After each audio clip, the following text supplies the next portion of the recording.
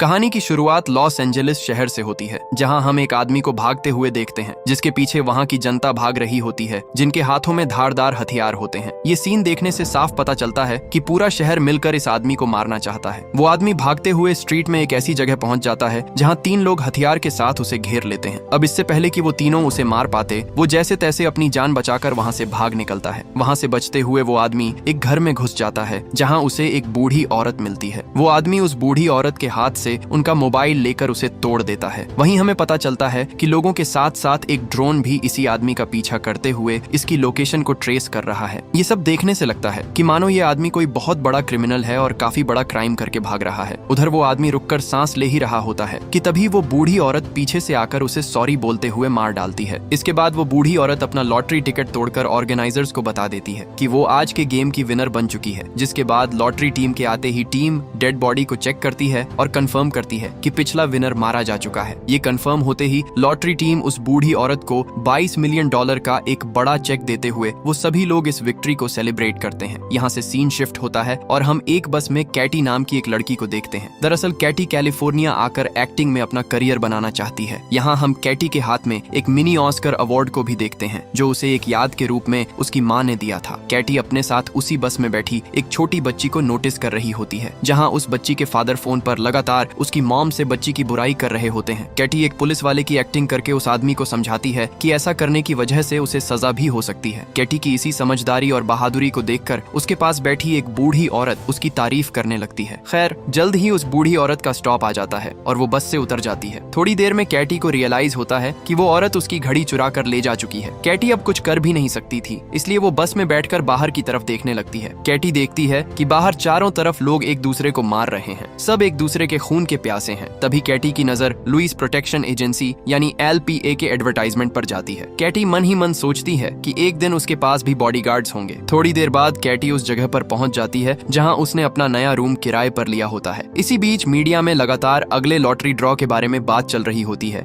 क्योंकि अगले 18 घंटे में अगला विनर अनाउंस किया जाएगा। दूसरी तरफ हमें नियोल नाम के एक आदमी को दिखाया जाता है, जो अपने घर में गाना गाते हुए अपने हथियार तैयार कर रहा था। वहीं कैटी अपने रूममेट शेडी से मिलती है, जिस रूम को देखते हुए कैटी समझ जाती है कि शेडी ने अपने रूम के बारे में ऑनलाइन झूठ बोला था और शेडी खुद भी काफी अजीब होती है, जो लगातार बोलती रहती है। कैटी से बात करने के दौरान शेडी को उसके मॉम के काफी कॉल्स आते हैं, लेकिन शेडी उन्हें इग्नोर कर देती है। जल्द ही शेडी का बॉयफ्रेंड डीजे घर आ जाता है। डीजे कैटी को घर की चाबी देते वक्त मजाक में उसे थप्पड़ मार देता है, जिससे कैटी शॉक्ड हो जाती है। अगले दिन टीवी पर नियोल का एड आता है, जिसमें वो लॉटरी विनर को अपनी सिक्योरिटी प्रोवाइड करने के बारे में बताता है। वही कैटी को आज एक ऑडिशन के लिए जाना है, लेकिन सीलिंग से टपक रहे पानी की वजह से उसके सारे कपड़े खराब हो जाते हैं, इसलिए न चाहते हुए भी कैटी को शेडी से उसके कपड़े किराए पर लेने पड़ते हैं। कैटी की परेशानियां यहीं पर नहीं रुकती, वो एक कैब को बुक करके ऑडिशन के लिए निकल जाती है। कैब ड्राइवर उससे काफी बोरिंग बातें करते हुए उसे बताता है कि मशहूर रैपर कैली के पास खुद का एक बंकर है। अब ऑडिशन रूम में पहुंचते ही एक लड़की उससे ऑडिशन के लिए $400 मांग लेती है। ऑडिशन के दौरान कैटी बताती है कि बचपन में उसने कई सारी एड्स में काम किया है, लेकिन मॉम की तबीयत खराब होने की वजह से उसने अपने एक्टिंग करियर से ब्रेक लेना पड़ा। इसी बीच जेब से स्क्रिप्ट निकालते हुए कैटी से गलती से लॉटरी टिकट एक्टिवेट हो जाता है और किस्मत से कैटी इस जैकपॉट को जीत जाती है, लेकिन ऑडिशन में कुछ खास न कर पाने की वजह से उसे ऑडिशन से निकाल दिया जाता है। दूसरी तरफ ये खबर पूरे शहर में फैल चुकी थी कि कैटी ही इस जैकपॉट की विनर है। नियमों के मुताबिक जो भी उसे शाम होने से पहले मार देगा, वो इस जैकपॉट का अगला विनर होगा। उधर ऑडिशन के लिए आई सभी लड़कियां कैटी को अपने सामने देखकर शॉक्ड हो जाती हैं, क्योंकि सभी को लॉटरी टिकट पर कैटी का फोटो दिख जाता है। ये देखकर वहां मौजूद बाकी सभी लड़कियां कैटी पर हमला कर देती हैं और हमला इतना खतरनाक होता है कि कैटी की जान जाते जाते बच जाती है। कैटी खुद को बचाने के लिए बिना सोचे समझे नीचे की तरफ भागने लगती है और जाकर एक कमरे में छुप जाती है, लेकिन उसकी किस्मत खराब होती है, क्योंकि कैटी गलती से जूडो ट्रेनिंग सेंटर में घुस गई थी। जैकपॉट के लालच में ये लोग भी कैटी पर हमला कर देते हैं। कैटी अपनी स्टेज फाइटिंग क्लासेस की वजह से उनसे जैसे तैसे खुद को बचाती है, लेकिन इनमें से कोई भी यहाँ रुकने का नाम नहीं ले रहा है। तभी अचानक जूडो मास्टर उसे घुमाकर योगा क्लास में फेंक देता है। योगा क्लास की लड़कियों को भी जैकपॉट विनर का पता चल जाता है, इसलिए वो भी कैटी को मारने के लिए कूद पड़ती हैं। कोई कैटी पर बेसबॉल बैट से तो कोई तलवार से, जिसको जो मिलता है उसी से हमला करने लगता है। तभी अचानक जूडो मास्टर कैटी की गर्दन को पकड़ लेता है और उसे मारने की कोशिश करता है। तभी नियोल छत से एंट्री लेकर कमरे में एंटर होता है और कैटी को बचाते हुए जूडो मास्टर को दूर फेंक देता है। नियोल कैटी को ऑफर देता है कि शुरू के 5 लोगों को वो फ्री में मारेगा और उसके बाद उसकी सुरक्षा के लिए जैकपॉट का 10% उसे देना होगा। इसी बीच कैटी की सुरक्षा के लिए नियोल लगातार लोगों को मारे जा रहा था। कैटी के पास कोई रास्ता नहीं बचता, इसलिए वो नियोल की बात मानकर उसके साथ कॉन्ट्रैक्ट साइन कर देती है। कॉन्ट्रैक्ट साइन होते ही नियोल कैटी को भी हथियार के रूप में इस्तेमाल करते हुए सबको मारने लगता है। हालांकि कैटी को उस पर भरोसा नहीं होता, इसलिए वो चुपके से उसकी पैरालिसिस गन निकालकर नियोल को उससे दूर रहने के लिए बोलती है, लेकिन नियोल बड़ी आसानी से उससे गन को छीन लेता है। नियोल एक मार्शल आर्टिस्ट को मारते हुए उसका बेल्ट निकाल लेता है और सभी को बेल्ट से मारने लगता है। लड़ाई खत्म होने के बाद नियोल सबकी पोजीशन को ठीक करता है, जिसके बाद नियोल कैटी को बताता है कि खतरा और बढ़ने वाला है क्योंकि एक ड्रोन लगातार उन पर नजर रखे हुए है जो हर 14 मिनट्स में लॉटरी टिकट पर उनकी लोकेशन को शेयर करेगा। इसलिए हमें जल्द से जल्द यहाँ से बाहर निकलना होगा। बिल्डिंग से बाहर निकलते हुए नियोल कैटी को लॉटरी के नियमों के बारे में बताता है कि कोई भी किसी को गन से नहीं मार सकता, लेकिन कुछ भी फेंक के मार सकता है। नियोल ये बता ही रहा होता है, तभी सामने खड़े फूड ट्रक में से एक आदमी चाकू फेंककर हमला कर देता है। नियोल और कैटी को वहाँ से भागता देख वहाँ मौजूद लोग उनका पीछा करना शुरू कर देते हैं। दूसरी तरफ लॉटरी टिकट पर कैटी की लोकेशन को शेयर कर दिया जाता है, जिसका पता चलते ही उसके आसपास के सभी लोग उसके पीछे पड़ जाते हैं। वहीं हम उस औरत को भी देखते हैं जिसने कहानी की शुरुआत में कैटी की घड़ी को चुराया था। वो भी अपनी गन लेकर कैटी को मारने के लिए निकल पड़ती है। इधर कार में नियोल ये जानकर हैरान होता है कि कैटी को लॉटरी के बारे में कुछ भी नहीं पता है। इस पर कैटी उसे बताती है कि काफी ज्यादा डिप्रेशन होने की वजह से मैं और मेरी माँ टीवी पर फिल्में और कुकिंग शो ही देखा करते थे, हम कभी भी न्यूज नहीं देखते थे। नियोल कैटी को एक हेलमेट पहनने के लिए देता है जिससे कि उसका सर बच सके। वहीं कुछ लोग बाइक से उनके पीछे पड़ जाते हैं। वो लोग लगातार पेट्रोल बॉम्ब से कार में आग लगाने की कोशिश करते हैं, लेकिन जल्द ही हवा की वजह से आग बुझ जाती है। मगर तभी पीछे से एक लड़की नियोल की कार में कूदकर कैटी को मारने आ जाती है। इसलिए नियोल अपनी कार की स्टीयरिंग व्हील कैटी को पकड़ाकर उसे बचा लेता है और बड़ी सावधानी से उस लड़की को हेलमेट लगाकर अपनी कार से बाहर फेंक देता है। खुद को छुपाने के लिए नियोल अपनी गाड़ी को एक गैराज में ले आता है, लेकिन बाइक सवार वहाँ भी उनका पीछा नहीं छोड़ते हैं। इसलिए नियोल गाड़ी को गोल गोल घुमाते हुए उन्हें चकमा देकर गैराज से बाहर निकालने की सोचता है। तभी गैराज से निकलते समय नियोल अपने सामने एक दीवार को देखता है। नियोल जानबूझकर गाड़ी की स्पीड को बढ़ाकर दीवार तोड़ देता है। बाहर निकलते ही उनका पीछा कर रहे कुछ बाइकर्स उससे टकराकर दूर जा गिरते हैं। वहीं अब नियोल की कार की हालत काफी खराब हो चुकी थी, इसलिए वो दोनों एक गली में जाकर आगे के प्लान को डिस्कस करने लगते हैं। मगर अभी भी कैटी को नियोल पर भरोसा नहीं होता है, क्योंकि यहाँ हर कोई उसकी जान के पीछे पड़ा हुआ है और शायद मौका मिलते ही नियोल भी उसे मार डालेगा। इसलिए कैटी नियोल को पंच मारकर उसकी नाक तोड़ देती है। नियोल खुद को संभालता है। तभी कैटी उसे बताती है कि मुझे बस किसी भी तरह इस गेम से बाहर होना है। इस पर नियोल उसे बताता है कि इसके लिए तुम्हें शहर छोड़ना होगा। ये सब बातें चल ही रही होती हैं, तभी वहाँ पर 2 पुलिस वाले आ जाते हैं, जिन्हें देखकर कैटी को लगता है कि पुलिस उसे बचा लेगी, लेकिन यहाँ लॉटरी के लिए पुलिस भी उस पर हमला कर देती है। मगर नियोल आगे आकर उन्हें रोक लेता है और उन्हें मारना शुरू कर देता है। इसी मौके का फायदा उठाकर कैटी अपनी जान बचाने के लिए वहाँ से भाग जाती है। वहाँ से कैटी भागकर शहर के एक वैक्स म्यूजियम में छुप जाती है। वहीं बाहर उड़ रहा ड्रोन लगातार कैटी पर नजर रखे होता है और 14 मिनट्स होते ही उसकी लोकेशन सबको बता देता है। लोकेशन का पता चलते ही कैटी को शेडी का कॉल आता है, जो उसे बताती है कि मैं घर पर हूँ, तुम कहाँ हो। लेकिन बाहर से आ रही आवाज से कैटी समझ जाती है कि शेडी भी अब उसकी जान की दुश्मन बन चुकी है। वहीं शेडी को अंदर बज रहे माइक की आवाज से पता चल जाता है कि कैटी पास के ही एक म्यूजियम में छुपी है। अपनी जान बचाने के लिए कैटी म्यूजियम में रखे वैक्स के पुतलों के पीछे छुप जाती है, मगर शेडी जल्द ही उसे ढूंढकर उस पर अपने बॉयफ्रेंड के साथ जानलेवा हमला कर देती है। इन तीनों के बीच काफी देर लड़ाई चलती है, मगर कैटी इनके ऊपर पुतला फेंककर म्यूजियम से बाहर भाग जाती है। और अब असली मुसीबत तो बाहर खड़ी होती है, क्योंकि इस शहर में मौजूद हर व्यक्ति को कैटी की लोकेशन के बारे में पता होता है। इसलिए आसपास मौजूद सभी लोग कैटी को देखते ही उसको चारों तरफ से घेर कर हमला कर देते हैं। लेकिन तभी नियोल हीरो बनकर पुलिस की कार में एंट्री लेता है और कैटी को अपने साथ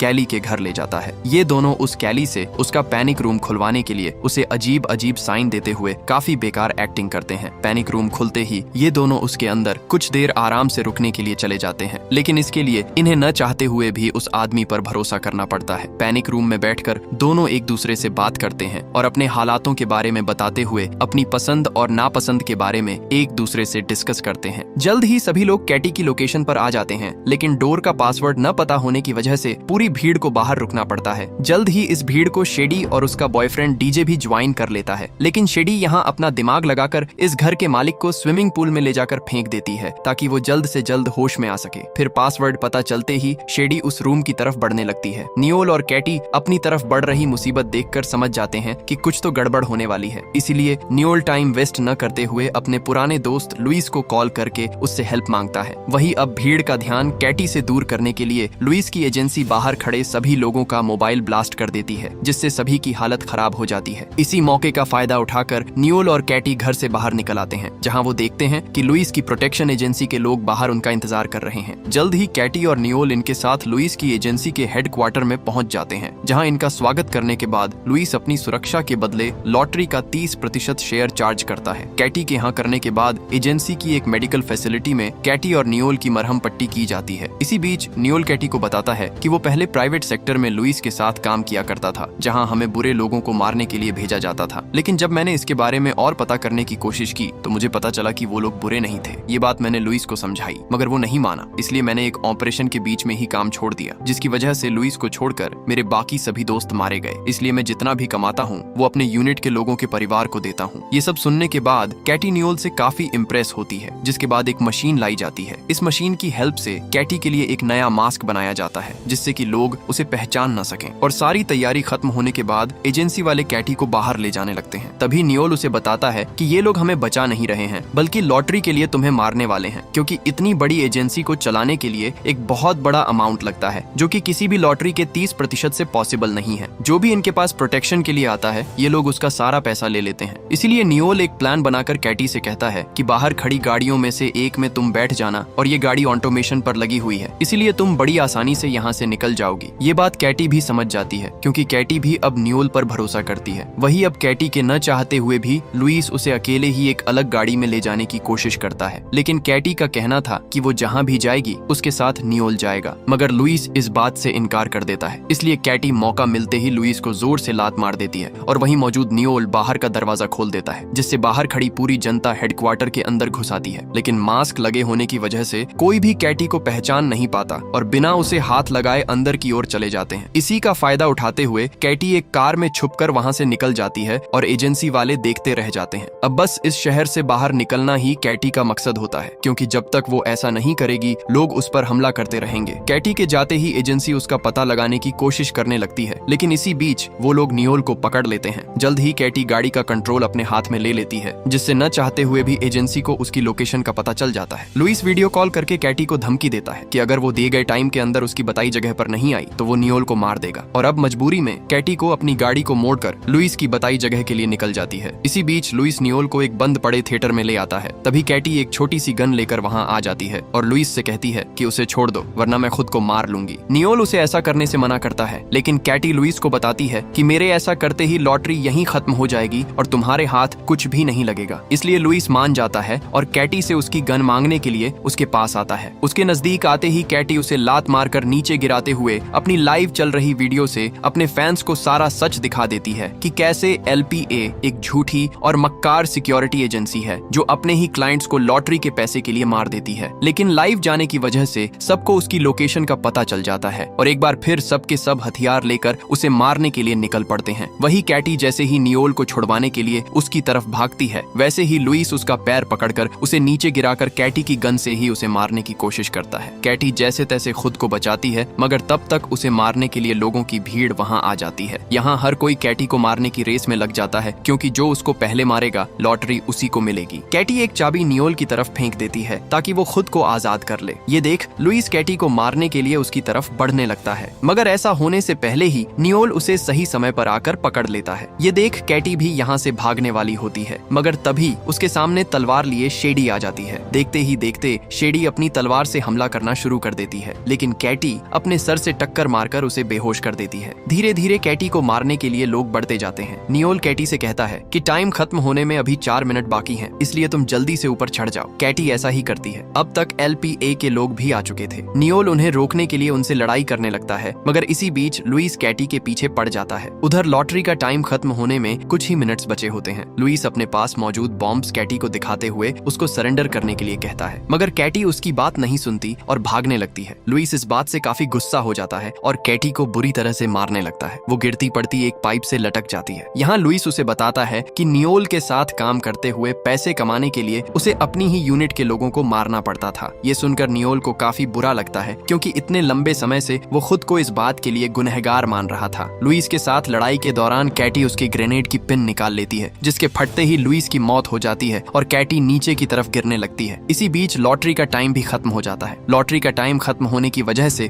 जो लोग अब तक उसकी जान के पीछे पड़े हुए थे वही लोग उसको बचा लेते हैं। नीचे आने के बाद कैटी लॉटरी टिकट पर अपना अंगूठा लगाकर लॉटरी को फाइनली जीत जाती है। इसके बाद शो का होस्ट वहां आकर सेलिब्रेशन के साथ कैटी को $3.6 बिलियन का चेक देता है। सेलिब्रेशन के बाद कैटी नियोल से कहती है कि उन सोल्जर्स की फैमिली की हेल्प के लिए मैं तुम्हें लॉटरी का 50% दे दूंगी। यहाँ से सीन 6 महीने बाद शिफ्ट होता है और हमें दिखाया जाता है कि नियोल ने अपनी एक सिक्योरिटी एजेंसी खोल ली है और वहीं कैटी ने ऐसे बच्चों के लिए स्कूल खोला है जिनके माँ बाप उन पर ध्यान नहीं देते। फाइनल सीन में हम कैटी और नियोल को एक यॉट पर अपनी लाइफ को एंजॉय करते हुए देखते हैं और इसी के साथ ये कहानी यहीं पर खत्म हो जाती है।